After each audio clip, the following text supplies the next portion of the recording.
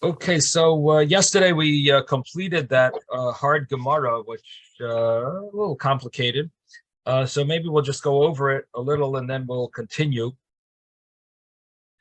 So the Gemara that we were dealing with was trying to figure out what Rabbi Yochanan really holds.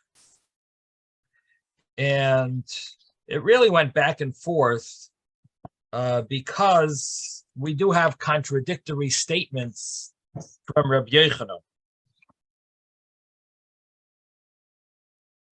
Now, our Gemara was dealing with a statement of Rabbi Yochanan about being obligated and bringing the Korban Chagiga on the first day, except for the fact that he's lame. So therefore, he would be exempt on the first day. And the question was, what about the subsequent days? And our Gemara said, well, if he's exempt on the first day, he's not going to be obligated later either. And there was an opposing view of Rabbi Shaya, but the Gemara really is dealing with what Rabbi Yochanan's view is. So we're not going to now go back into the view of Rabbi Shaya. Let's just concentrate and stick to Rabbi Yochanan. So Rabbi Yochanan had this view that if you're not obligated, if you're exempt, then you don't do a makeup for such a situation. You don't have to make it up. The Gemara found contradictions to that.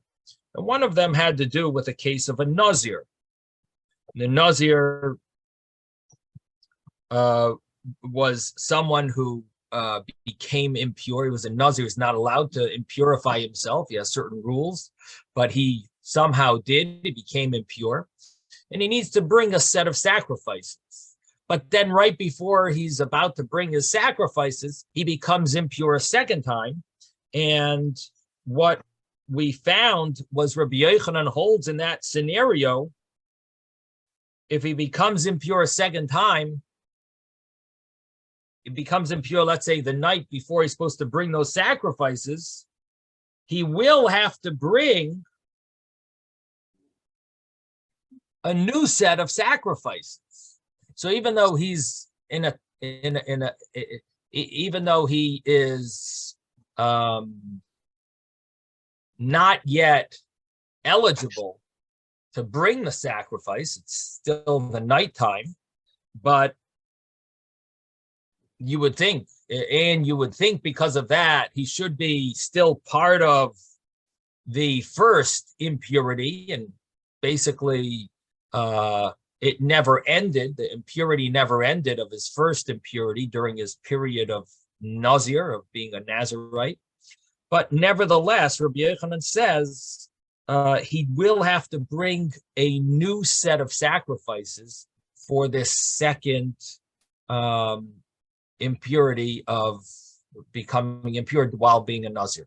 So that contradicts this concept of being at a time of exemption, you don't have to bring a substitute, and being that he's not yet eligible to bring the sacrifices, he's at a time of exemption, he's still part of this, he's still he didn't change his mode yet to the new, he's still part of that first impurity. That's the understanding. So part, and the Gemara wants to give an answer about it. Tumah is different, and we find a similar thing about Korban Pesach. And the Gemara then said that that's not a good answer because there's an opinion that says that when it comes to Korban Pesach, it's not exactly a concept of being a substitute, and therefore you can't give this answer. So we don't have a precedent that Tumah, being impure, has a different rule. And so the Gemara then jumps to another conclusion, and that will answer our problem. And the answer that the Gemara gives to reconcile Rabbi Yochanan is that Laila is not Mechusar Zman. Night, you're really obligated in bringing your sacrifices already. You're already finished your first impurity. And when it comes to night, night is different than being lame. A lame person, like the case of Chagiga, where a person is lame, they're totally exempt. Oh, the night is not considered really exempt. You're sort of just limited. You can't bring your sacrifices, but your obligation of those sacrifices has already kicked in, and therefore, once the night comes, it can start a new set of impurity at that night. And that was the understanding that we had. The only problem with that was that when we go to the laws of Zav, and this was where it got a little more complicated. The laws of Zav seemed to not fit with this. Why? Because Zav was this case of which we call gonorrhea, and it's the laws of it the biblical laws of it have to do with seeing a emission, this discharge, either it has laws of once, twice, or three times. The law of once doesn't really apply here, but the law of twice and three times would obligate you. Twice would obligate one to purify themselves for 7 days, and the three times would having this discharge three times would obligate someone to bring a sacrifice. And that's really what we're dealing with here, the three times, because the three times discharge would tell us if a person is going to be obligated, if he sees this discharge twice, two series of three times, would he end up having to bring two sets of sacrifices for being a Zav. And that was how we would compare this to the case of Nazir and compare it to the case of Chagiga. So the case was that he saw the Zav three times. He's now counting his 7 days. And it's the night before he's going to be bringing the sacrifices. And he starts seeing again Zav. And that was the case. So he counted his 7 days. He even went to mikvah.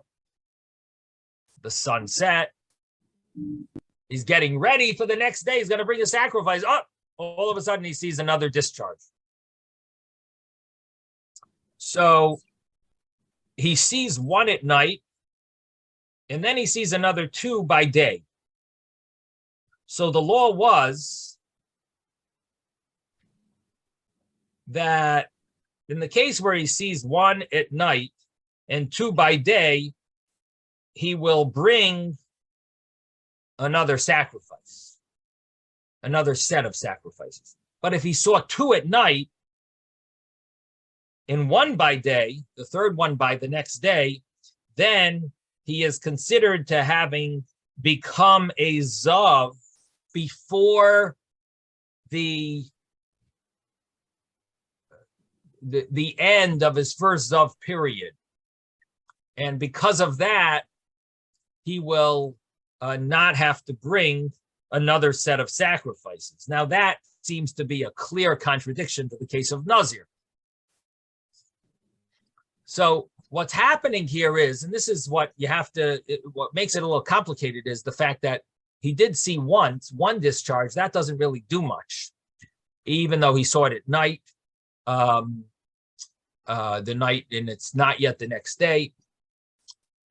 One discharge of Zav we look at as what's called a Baal Keri. It's just someone had a wet dream.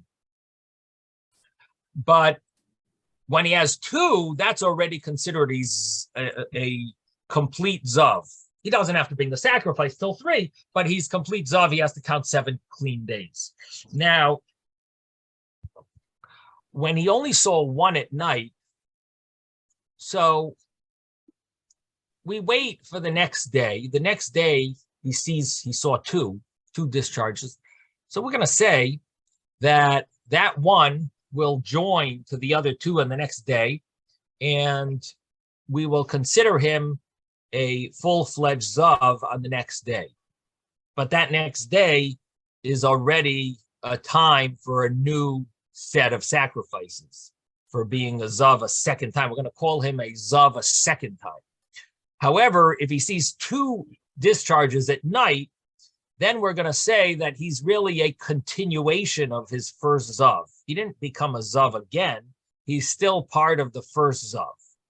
And and he sees a third one the next day, fine, he'll have to bring a sacrifice, he's anyway bringing sacrifices, I should say, but it's still connected. It's all connected. It's connected to the first Zav. Now, that doesn't fit with our concept of the night being Mechusar Zman, or not being Mechusar Zman. In other words, the way we wanted to say was, Rabbi Yochanan holds that night is not premature, and it's really a night is a new entity already. You just can't bring the sacrifices, but it's already the first impurity is over, and the night is already a new era. Now, if we wanted to say that earlier, but we can't, because here Rabbi Yochanan says if you saw two discharges at night, you actually are a continuation of the first one. What do you mean? It's night. Night is considered Einoi Mechusar Zman. You're not premature. It's over. The previous Zav is over, and now you're new. You're in a new era. And he doesn't say that. So the conclusion of the Gemara was that it's not a problem.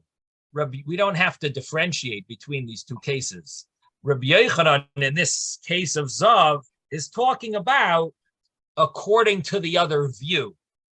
According to the view that night is premature and you're still part of the earlier mode, you're still part of the earlier Zav. So night is premature. You saw it twice. At night, you will only have to be considered to be one Zav and not two separate Zavs, and you bring one set of sacrifices. So it's not a problem to reconcile Rabbi Yochanan, because Rabbi Yochanan is talking according to a different view, not his own view. He's following that other line of thinking, and he's saying, according to that line of reasoning, you would need to you would follow this law, and the law would be that if a person saw it twice at night, he would be considered still part of the first Zav, and he's called. The night is really premature to bring the sacrifices. It's still part of the first Zav. He saw it twice, considered a full-fledged Zav from the earlier time. He never started anew because he never ended the previous one, and that's that view that holds Lila is Mechusar Zman. That's a certain way of understanding. It's not Rabbi Yochanan's view himself, but Rabbi Yochanan talks about that view. And the Gemara then said, but if so, it's Pshita. If so, that night is Mechusar Zman, night is premature, and it's still connected to the earlier time, then it's pretty obvious that if a person saw two at night, they should not have to bring a new set of sacrifices because night is premature. They're still part of the first Zav. They're going to exempt themselves with the earlier set of sacrifices. So that's very obvious, and there's no reason for Rabbi Yochanan to tell us that. He doesn't teach us the ABC. He doesn't have to say things that are obvious. And the Gemara answers that what's not obvious is this other case, that if he saw it twice by day and only once the night before, that's the case where one might think differently. So what does this mean? So we have to think not according to the view of Rabbi Yochanan, but in this view that Rabbi Yochanan is talking according to this view, night is Mechusar Zman, which means the night is still connected to the previous time. It's premature. It's not yet a new Zav era. It's still part of the previous Zav sickness. And we know that if he sees twice at night, he will be exempt from bringing a new set of sacrifices because he never ended his first Zav. But let's talk about the other case where he only saw once at night. he saw once at night, and he sees 2 times the next day. Now, once at night and 2 times the next day. So what we would say is that he became a Zav really the next day. And the next day is already a new Zav era, and he would have to bring a new set of sacrifices. That's not really surprising.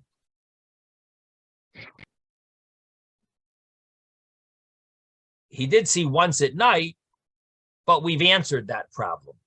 That problem is answered. The fact that he did see once at night, that one seeing at night, that's not really a full-fledged Zav. That's considered a wet dream. It looks a little different. The discharge looks a little different than a regular wet dream, or if he had relations with his wife, it would be a little different. But it's considered the same law of impurity. So the one time at night that we understand is not, we're not considering him a Zav. He only saw once, and it's considered the same law as a Balkari, and so we have no issue with when he sees 2 times the next day, that we're not going to connect those 2 times necessarily to the night and say, well, he's still sick. No, that one time is a period in a certain sense of he's a Balkari, and the next day he sees twice. So we're going to consider him a new Zav the next day. We don't look at a one-time seeing as if it starts or it's continuation. And we're going to say it's a continuation, and he's still continuing to see the next day. So that's not an issue. But what the real issue is, and this is, I didn't really get into this much yesterday, but the real issue is a question that Rav Shisha Bered Rav Idi asked. Rav Shisha Bered Rav Idi in the Gemara Krisos, he asks a question. He says, the thing is that you want to combine all 3 discharges and say he's obligated to bring a sacrifice. That's not so simple to do, because the first discharge that he had, he wasn't fit to bring a sacrifice for that discharge, because he's still part of the first Zav when he saw that discharge.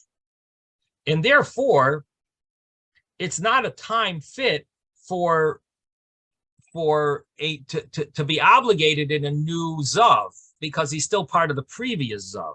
Because we're following the view that night is mechusar zman, that night is still part of the previous time, and it's a premature for the future. It's still connected to the previous Zav. And if that's so, then how can you combine that one discharge with the next 2 discharges the next day, which is a whole new era? How are you combining the 2? That shouldn't be able to be combined and connected to the next 2 discharges. And obligating him in a sacrifice for the next 2. Yeah, he has to count to 7 days. Okay, no problem. You want him to count 7 days? He saw twice. He's got to count his 7 days and go to mikvah and wait for the sun to set. No problem. But you're telling me he saw 3 times? It's not exactly true. He saw one of the times was connected to the previous Zav. How are you connecting it to the one afterwards? And that question is what Rabbi Yochanan is telling us. This is the halacha. It's a little surprising, but it's not obvious. You might think that he shouldn't be obligated to bring a sacrifice. And Rabbi Yochanan says, that discharge we're not so specific about, because it's only one and it's considered like a Balkari, and that we can combine to the next 2. The next 2 are the main ones. This one is we're able to combine it with those 2. And that's what that's the innovation. That's the teaching that Rabbi Yochanan is letting us hear. That was not so obvious. Yes, Ben. Yeah, I'm thinking, it seems to me that there is a difference between Tuma for a woman and Tuma for a man. Definitely, Because definitely. I remember something about the woman, the first time she's Ziva, she's Tuma, and that's it. Doesn't have to be 3 times. Well, no, Am with a I right woman, or wrong? you're not exactly correct. Close. You're pretty close. With a woman, the way it works is if she has to, first of all, it has to be seeings on 3 separate days with a woman. Second of all, a woman has to see red, not white. It's a different color completely. A woman has to see blood. It has to be a Okay. red color. And number three, so it has to be 3 separate days. And number three, a woman will not have to count 7 clean days if she sees once or twice. She only has to count 7 clean days if she saw 3 days in I a row. see. Now, Okay. what I'm telling you about a woman in Ziva is nothing to do with the way women count nowadays. They're neither. It's a separate issue. A woman sees one little dot of Yeah. blood nowadays. She counts 7 clean days. She has to wait 5 days and then count 7 clean days. That's for nowadays. But if you want to talk biblically, according to the halacha of zav or zava for a woman, these are some of the differences that I'm sharing with you. Okay. If You. if a woman saw 1 day or 2 days, a woman would wait 1 day for that day that she saw. So she would wait 1 day to see that she's clean. But if she sees 3 days in a row, then she has to count 7 clean days. That's the laws of Right. Zava. Thank you. Yeah, no problem. Yes, Moshe. Rabbi, I'm just curious, who were the people that were able to determine whether they had Sav or they're Balkari? And, I mean, who were the experts that were able to do this? Because these people were not medically able to determine this, I mean, how were they to determine whether they were at Sav or was a Balkari, or, to determine whether they're, they have these disorders? Right. So, the simple understanding is that that a person would either know themselves or they would show it, just like a woman every so often needs to show her badika cloth to a rabbi and just double check and make sure, is this considered blood or not? Like women even today, they sometimes have to bring a it's called a mara. They bring something. Sometimes the woman has to even bring her underwear to a rabbi to see, is that considered blood? Is she tameh? Is she allowed to be with her husband? So it's once in it happens once in a while that there is something that has to be checked. And sometimes if she gives it, her husband brings it to the rabbi, or and there are different colors, and you have to be very good at colors, and they study it. What is considered blood and what isn't. What is considered a tameh color and what isn't, and they based on that, and say if the person is tameh. Yes, Ben. Yeah. I thought King David was an expert in it too. Yep. He says his hands are filled with blood. Yodai meluchlachas b'dam shilya. Yeah. So now I don't know how common it was for men to bring their, it could be it was pretty obvious, but there are a lot of questions that have to be asked. Like a zav, there are certain situations where a zav is not considered a zav based on the number of questions. Did he jump at that time and that caused him to have this discharge, or was it natural? Was it from could be there are reasons for it. And if I remember correctly, there's like a number of questions you have to go through to be sure that this is the real zav. And there's a difference between the first discharge or the second and the third. If they were seen, it's called ba'ines. If a person saw it because they jumped. So it could be the first one is considered a Doesn't matter if it's oinus or not, but the others do matter. It's a little complicated what makes a person a zav. Nowadays, of course, you wouldn't know the difference because we don't have the laws of Tumah and Tahara that they used to have. But it used to be a very complicated thing. So everyone had to know these laws, inside out, because they might touch Kodshim, they might touch Truma, they might want to separate Truma. Someone else might want to come somewhere and sit down, and they might have sat down on this. It was much more complex. So nowadays, of course, it's hard for us to relate to. And we, of course, wouldn't know the difference because it doesn't have any meaning to us. A woman, on the other hand, does have a difference if she's a married woman. If she's not married, it also doesn't make a difference. An unmarried woman never takes any of her questions to a rabbi because there's nothing applicable if she is tamei nida now or not, because she's always a nida, because a woman who's not married, because she never goes to mikvah. But for a woman who's married, that's when these laws take they have application, and then that's when you would you would take such a question to a rabbi and so on. Okay, so going back to the Gemara, we've concluded the complicated part of the Gemara, and we're now at the two dots. Avar haregel v'lo chag. And this is going on the Mishnah. It's a new. Let's start again here, even though we did start it yesterday.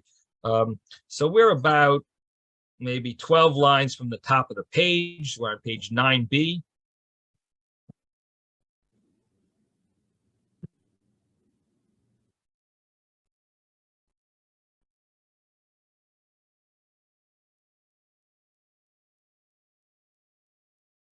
And we're at the two dots. Avar haregel v'lo chag. If a person passed the holiday and didn't bring the Chagiga sacrifice, einoi chayav b'achriyusai, would not be obligated in making it up, because you can't really do it. You can't make it up afterwards. V'al zeh nemar, but on this it says mu'uvas lo yuchal liskoin. It's a crookedness that can't be corrected.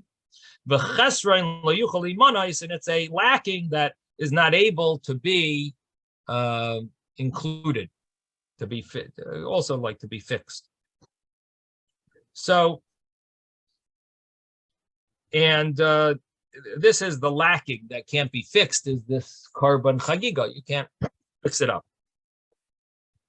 Can't include it. It's too late. Amar le bar Heihei leHillel. So bar Heihei said to Hillel, and we mentioned yesterday that bar Heihei, Taisus over here mentions that he's a ger, and he's called bar Heihei because he's the son of Avraham and Sarah, who both had a hey added to their name. And the same thing would be ben Bagbag, probably a ger. And he said to Hillel, Hi lihimanais lihimalais mi boyle.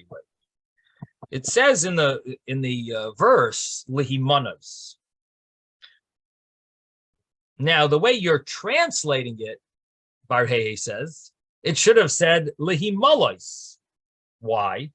Because to fill the lack, you missed out in a sacrifice, and you want to say that you're not able to fill it up. You can't complete it. You missed this mitzvah.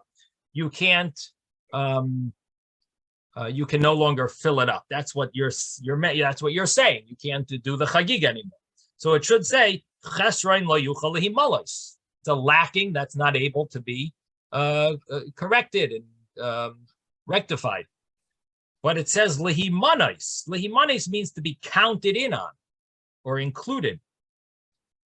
So he says rather zeh sheminuhu chaveirav lidvar mitzvah.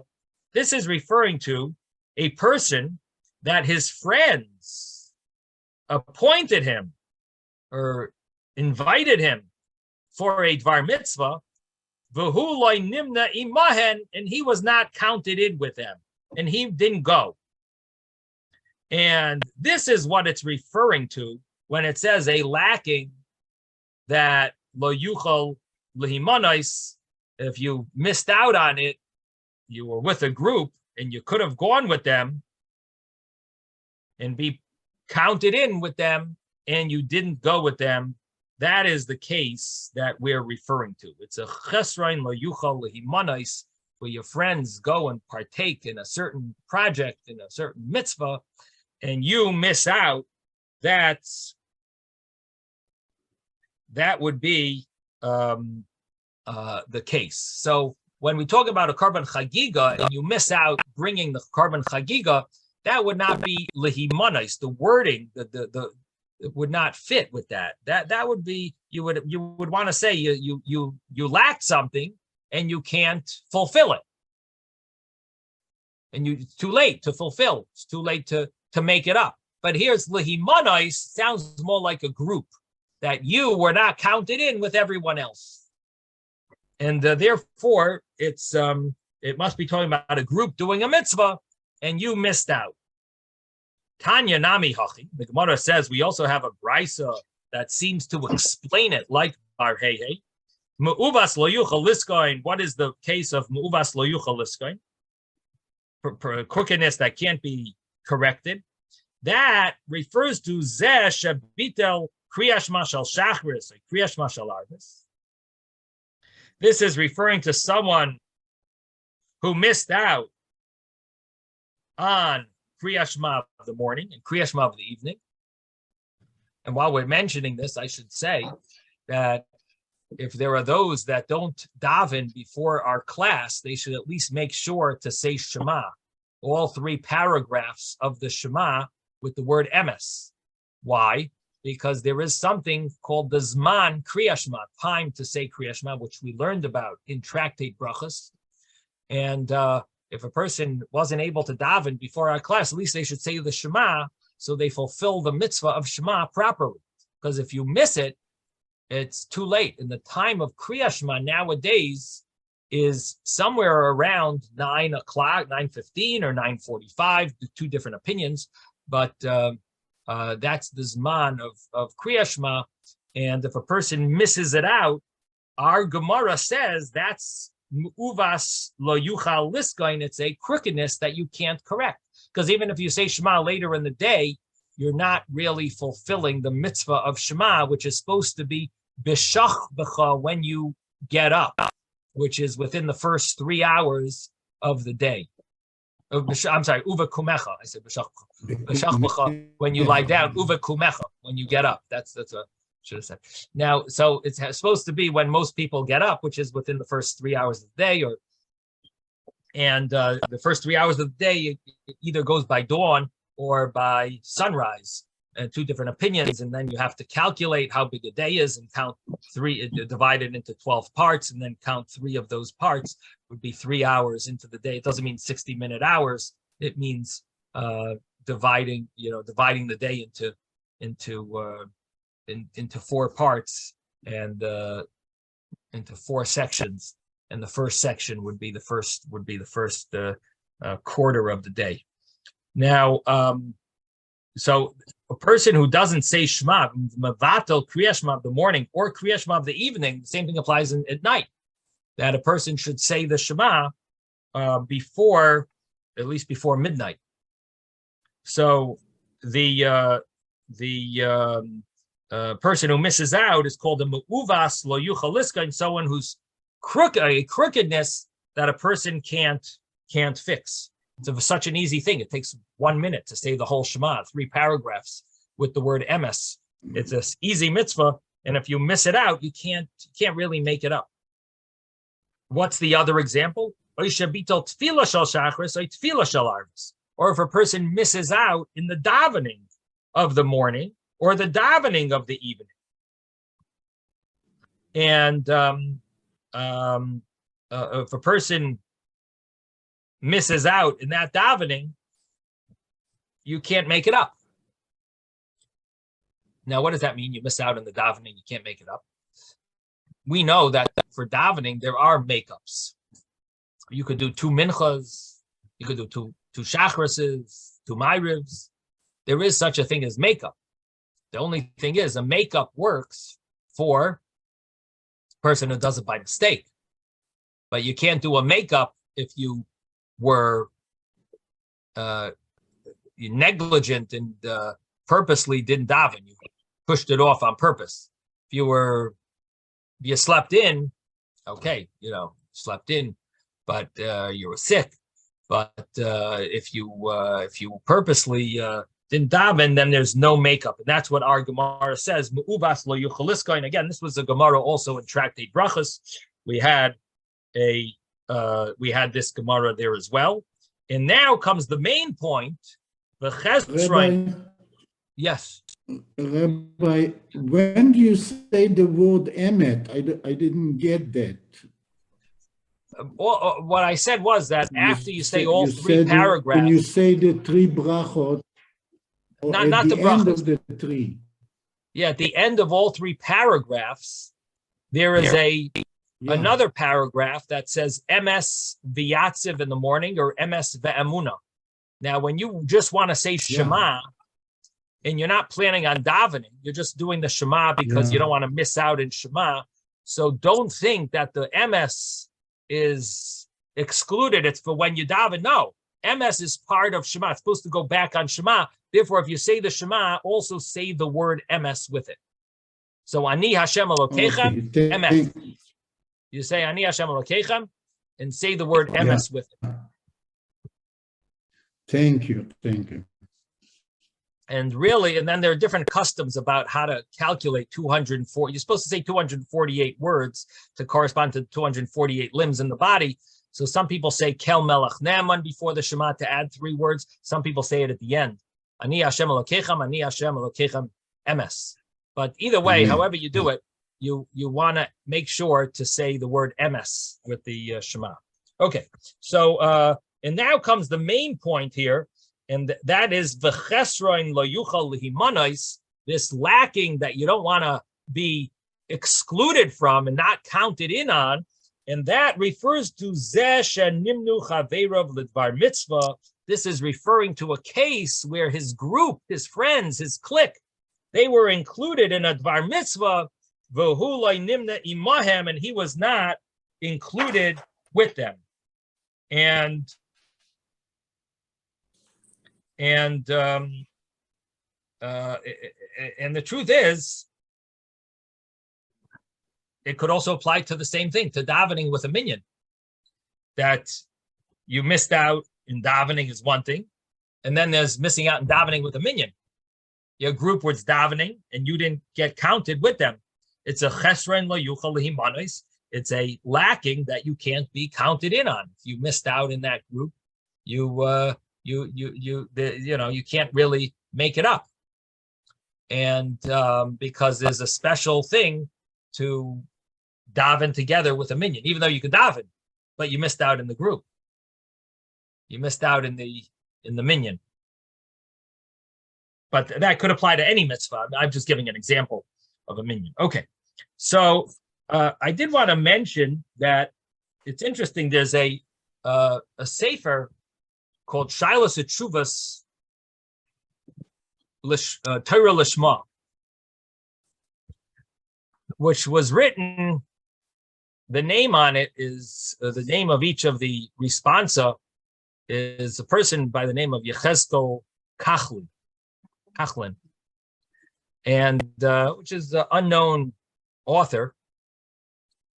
But the understanding is that it was written by the Ben Ish Chai with a false name, simply because he wanted it to be Torah Lishma. He called it Shilas Etshuvas Torah Lishma.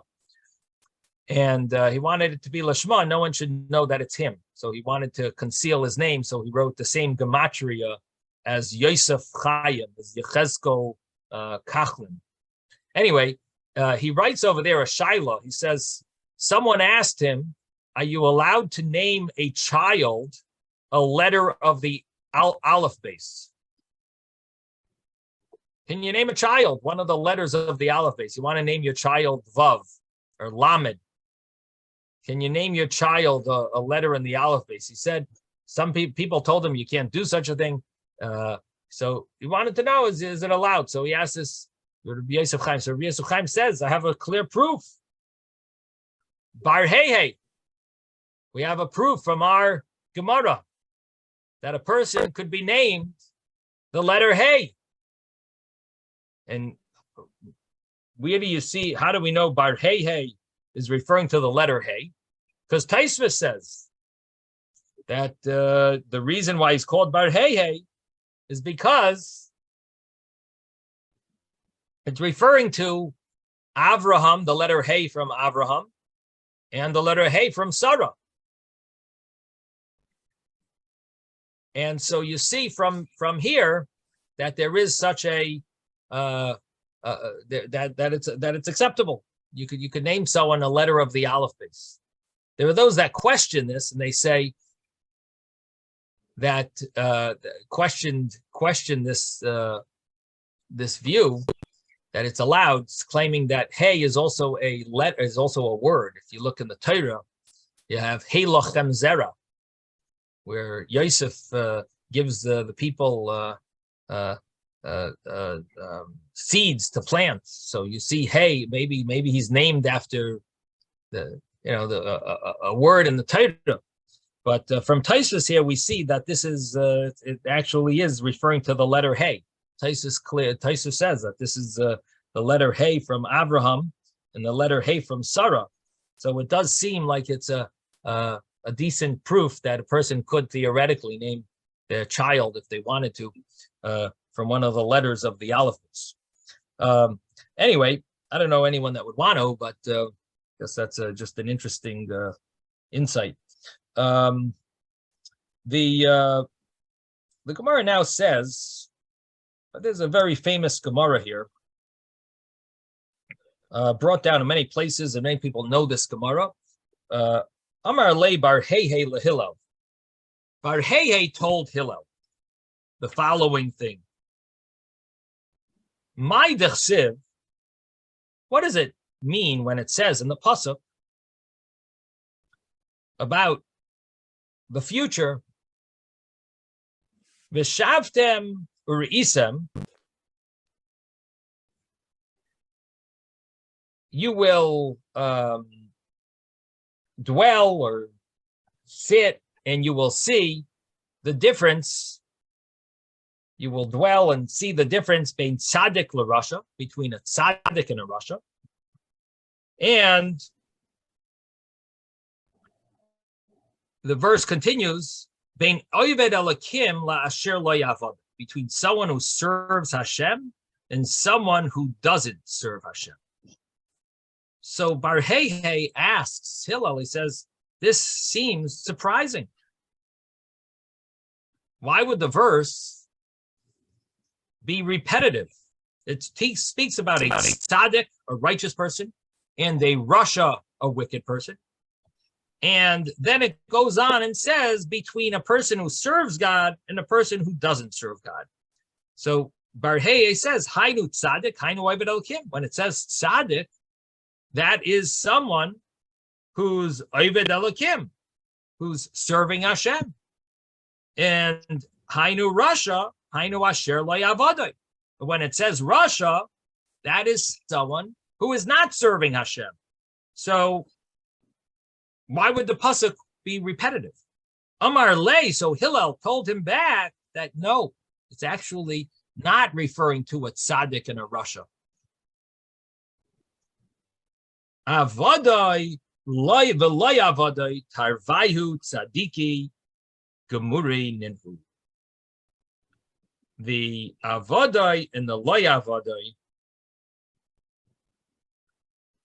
are both tzadikim gemurim. There are some versions that don't have the word gemuri, and they just have tzadikim. But Argamar says tzadikim gemurim ninhu, that they are both tzadikim, complete tzadikim. So what is that? Gemuri Ninhu. They're both complete tzaddikim. And the Gemara explains, but even within the two tzaddikim, you have two types. There's ve'ena doima shaina pirkoi meya pamim l'shaina pirkoi meya v'yechad. But there's no similarity. It's not similar. A person who studies and reviews his studies 100 times to someone who reviews his studies 101 times. So what the pasuk means is that you will see the difference between a tzaddik and a rasha. You will live to see. You will see that when the time in the future. In other words, when Mashiach comes, you're going to be able to see the difference between a tzaddik and a rasha, and you're also going to be able to tell the difference between someone who studies 100 times and reviews his studies 100 times, or someone who reviews his studies 101 times. Now, what does that mean? Why would there be so much of a difference? 100 times, 101 times. Why anyway would someone review their studies so many times? So, Amar Lei, so Barheye said, and Mishum Chad Zimna, Kari Lei Avadai. You're calling him a tzaddik, but you're saying, but he didn't do it that extra time, so you're saying he's not serving Hashem. Because of that one time, he's not serving Hashem? He's called not serving Hashem? I mean, come on, he's done so much. He did 100 times. Amar Lei in. So Hillel said back, he said, yes.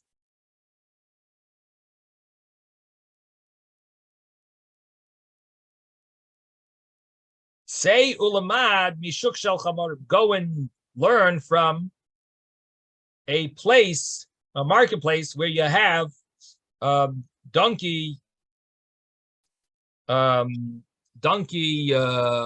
carriers. In other words, they people who rent out donkeys for to take loads, to carry loads. That how much does it cost? Asora parsi bezuzah, that if you want to go 10 parsois, a parsa is maybe about 3 miles. So if you want to go about 30 miles, you pay a zuz.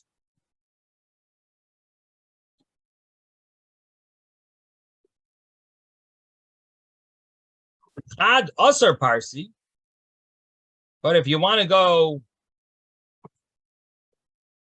an extra parsa, an extra 3 miles, approximate. I'm just giving an example, approximate amount. So in other words, you did 30 miles is 1 zuz, 33 miles is 2 zuzs. Go figure. How could that calculate? Chad asar parsi is betray zuzi, but that's the way it works. And what does the Gemara mean? Because you're doing more than it's used to, you end up paying a much larger amount than would be proportionate. And that's the same thing about studying. In the olden days, they used to review their studies 100 times. And people were used to that. Nowadays, you're lucky if someone reviews their studies once. But in the olden days, people would review their studies 100 times. And if someone went and did that extra one time, which is so hard to do, especially because it's coming out of your ears after you do it 100 times, and you do it one more time, you're going way above and beyond. You do that way above and beyond, you deserve, you're really serving Hashem. You're called an Oved Hashem, Oved Elokim. A person that studies 100 times, yeah, you're serving Hashem, but you're called Asher Lo Yavoda. You're not really fully serving Hashem because you're doing your norm. You're not going against your norm. You're not doing more than your norm. You're still doing your comfort zone. You got used to doing this in school. You got used to studying 100 times because that's what they tell you to do. And you continued. You're still continuing in your regular mode. You didn't go against the tide. You didn't make a change. And because of that, you are considered asher loy avada. You're not really serving Hashem. Yes, Mordechai. Yeah, it talks about that in Tanya, and in fact, it's actually cites this the thing about the mashal about the camel drivers. Right. So a lot of people think that mashal was the Alter Rebbe's mashal. It's in the Gemara. It's the example is right here in the Gemara. But that's it's a famous statement in Tanya, of course, and it fits very well with the concept of are you really serving Hashem? In other words, it's all about. This is a very powerful Gemara, all about are we really serving Hashem? Or are we just doing what we like? Because we get used to certain things, and it becomes second nature to us. So then, are we really serving Hashem if we're not doing anything special for Hashem? We're really doing it for ourselves because this is what we got used to. And the term of such a thing is called mitzvahs anoshim melumada. It's the way of people that they got used to. So every time you get used to something, then you got to start trying to serve Hashem more because you got used to doing it this way. You got to do now a little more in order to show that you're really doing it for Hashem and not because of yourself, because that's what you normally do. So this is a very big encouragement to try to do more than you're used to, trying to do do something extra, and that would be in order to be able to say that you're really serving Hashem. The next Gemara explains a pasuk.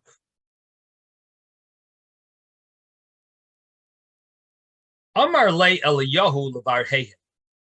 Elijah said to Bar Hehe. And it sounds like Bar Hehe must have been quite righteous that he was able to see Elijah. And the term is used, the Gilui Eliyahu. That certain people are merit to have a revelation of Elijah. So Elijah said to Bar Hehe, "Va'amri la leRebbe Elazar." Some say it was Elijah said it to Rebbe Elazar. So according to that, he didn't say it to Bar Hehe. But my dechsiv, what does it mean in the pasuk? Hine tzrafticha v'loi bekasef. I have refined you, but not with silver, which means not with a fire that one uses for silver. Becharticha, I have chosen you, bekor oini, for the kor is the furnace, the furnace of poverty, the crucible of poverty. Melamed shechazar HaKadosh Baruch Hu al kol midos tovos litein liYisrael. This teaches us that Hashem searched. He went to check for all the different traits that would be possibly good to give to the Jewish people. V'lo motza ela anius, and he did not find as good of a trait, as good of a maybe situation to give to the Jewish people. He didn't find anything as good as poverty. That was the only one that he really found was very valuable. Amar Shmuel v'Tema Rav Yosef. Shmuel, and some say it was Rav Yosef. They said, "Hainu the Amri Inchi." This is what people say. This is like a poem or a poetic statement, a proverb. Ya'a aniyusa liyehudai. Poverty is proper for Yidden. Ki barza sumka lesusya chivra. like a sumka's red, like a red strap over a white horse. What does that mean? That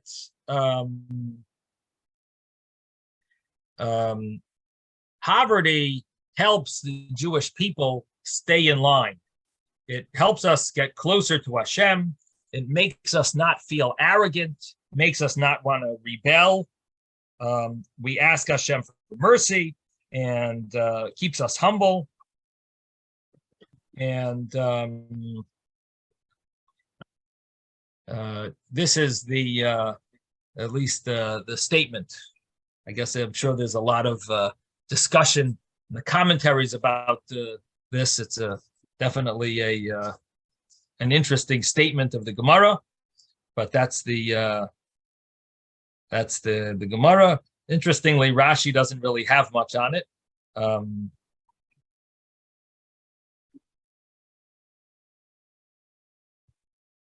Very interesting statement that poverty actually brings people to Hashem.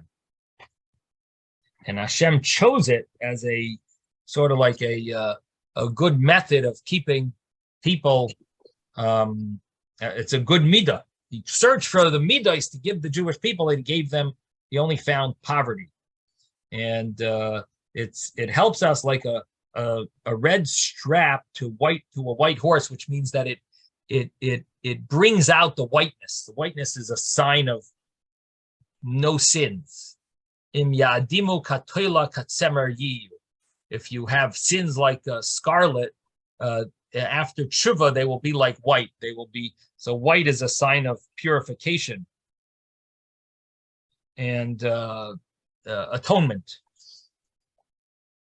Now,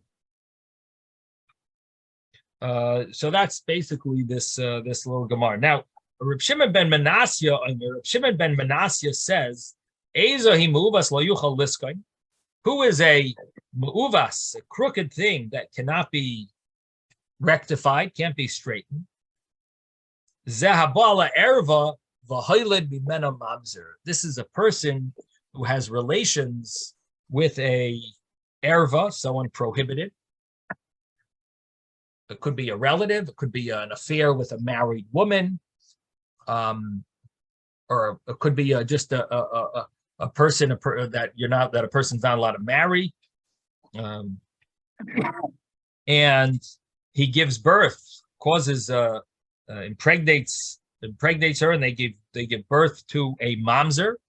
That would be a mu'uvas lo yuchal liskain, a crookedness that cannot be fixed, because even though we had a whole discussion, is there tshuva to such a thing? Maybe there's a partial tshuva. Can you do a full-fledged tshuva? And even if you could do a full-fledged tshuva, still, in a certain sense, it can't be fully fixed up, because a person the embarrassment will always be there. Because while that person is alive, wherever they are, there's a certain title that they walk around with that people who know about it there'll be like an embarrassment on this person who did this sin. So that's the Mu'uvas lo yuchal liskain. The Gemara is going to go into this a little. There is an interesting question among the halachic codifiers. If a person has a child who's a mamzer, does he fulfill the mitzvah of pru urvu? There's a mitzvah to populate the world. Now, a person is, of course, not allowed to have relations with a prohibited woman, but if they do, and he gives birth to a mamzer, according to halacha, you have to give birth to a male and a female to fulfill the mitzvah of pru urvu, to populate the world. And what happens if a person does? He populates the world, gives birth to causes his wife this woman to give birth to a male and a female. So would they be fulfilling the mitzvah of pru urvu? Because on the one hand, he's populating the world. On the other hand, he did it with a sin. So you may ask, well, it's called a mitzvah ba'avera, right? You're doing a mitzvah, and Avera at the same time, and that's normally not called a mitzvah. But it's not so simple to say that, because the fulfillment of the mitzvah is not until much later, when the child is born, the child lives. The sin was done the time of having relations. So because of that, it wouldn't necessarily be called, it wouldn't be called a mitzvah above Avera. And therefore, there is room to say that the person does fulfill the mitzvah of Pru Urvu. In fact, this is the common understanding in Shulchan Aruch, that a person does actually fulfill the mitzvah, even though they did it by sin. Very surprising, such a thing, that a person would actually get a mitzvah of Pru Urvu, even though they did it with sin of having relations that was prohibited. But nevertheless, they do get a mitzvah called Pru Urvu. So anyway, that's a topic of discussion. The commentaries, and there is room to argue, but this is the way it's brought in Shulchan Aruch. Okay, we're going to conclude here. Sei gesund, everyone. Have a wonderful day. Thank you, Rabbi. Thank you, Rabbi.